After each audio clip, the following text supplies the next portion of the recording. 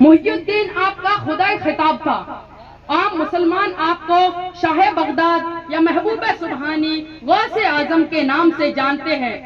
اسی نسبت کے کارن آپ کو لوگ گیلانی یا جیلانی کہتے ہیں. آپ کا اصل وطن نیو قدیم ایران کا ایک قصبہ گیلانی یا جیلانی ہے. اسی گیلانی کا عربی کو جیلانی کہتے ہیں.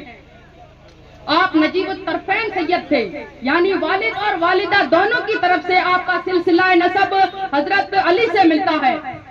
یعنی والدہ کی طرف سے آپ کا سلسلہ نسب حضرت امام حسین رضی اللہ تعالی عنہ سے ملتا ہے، اور والد کی طرف سے آپ کا سلسلہ نسب حضرت امام حسن رضی اللہ تعالی عنہ سے ملتا ہے. اللہ کی راہ میں شہادت پانا آپ کی سب سے بڑی قربانی تھی.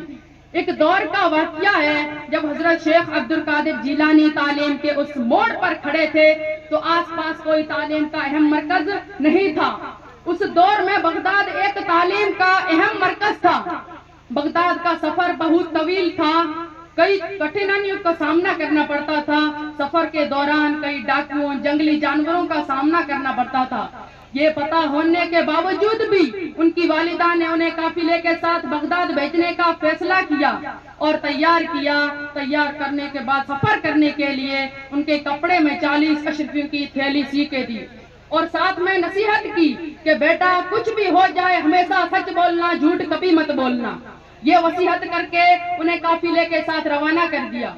ابھی سفر میں ہی تھے کہ ڈاکوؤں سے سامنا ہو گیا.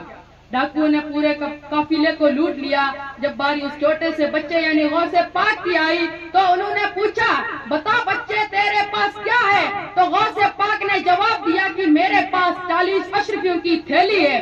تو انہوں نے یقین نہیں کیا کہ ایک بچے کے پاس 40 اشرفیوں کی تھیلی کیسے ہو سکتی ہے. تو وہ اپنے بڑے سردار کے پاس گئے اور کہا کہ سردار، ایک بچہ ہے جو کہہ رہا ہے میرے پاس 40 اشرفیوں کی تھیلی ہے. تو ان کے بڑے سردار نے اس چھوٹے بچے کو بلایا اور کہا کہ بتا بچے تیرے پاس کیا ہے؟ تو غوث پاک نے جواب دیا کہ میرے پاس 40 اشرفیوں کی تھیلی ہے. تو انہوں نے کہا، آج سے پہلے ہم نے جتنے بھی لوگوں کو لوٹا انہوں نے ہمیشہ جھوٹ ہی بولا ہے، ایک تو ہی ایسا بچہ ہے جس نے سچ بولنے کی جرت کی. تو جھوٹ بھی بول سکتا تھا مگر سچ کیوں بولا؟ تو حضرت شیخ عبد القادر جیلانی نے بڑا پیارا سا جواب دیا کہ مجھے میری والدہ نے قافلے کے ساتھ بھیجنے سے پہلے یہ نصیحت کی تھی کہ بیٹا کچھ بھی ہو جائے ہمیشہ سچ بولنا، جھوٹ کبھی مت بولنا، اور میں اپنی والدہ کی بات کو کبھی ٹال نہیں سکتا. جب اس ڈاکو نے ان کے بڑے سردار نے یہ سنا تو وہ ہکا بکا رہ گیا. انہوں نے اپنے ساتھیوں کو بلایا کہ آج کے بعد ہم توبہ کریں گے، کبھی چوری ڈکیتی نہیں کریں گے. وہ ان کے بعد حضرت شیخ عبد القادر جیلانی پر ایمان لائے.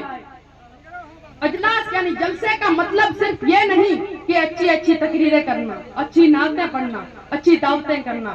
جلسے کا اصل مقصد یہ ہوتا ہے کہ ہم نے ان علماء سے کیا سیکھا، ہمیں ان کی باتوں پر عمل کرنا ہے.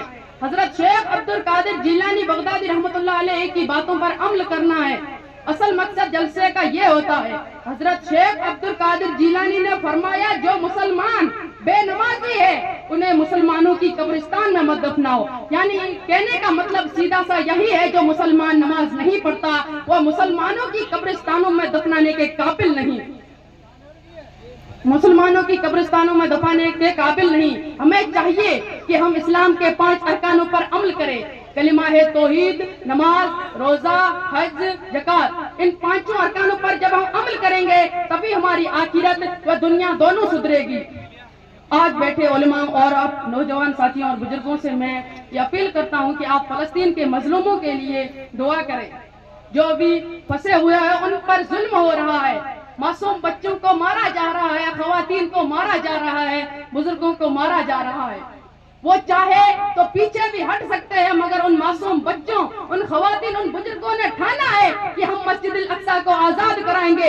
یہی مسجد الاقصیٰ جس کا ذکر قرآن مجید میں بھی ہے، یہی مسجد الاقصیٰ جہاں پر حشر کا میدان ہوگا، یہی مسجد الاقصیٰ جہاں قیامت کے بعد حساب کتاب ہوگا. اسی مسجد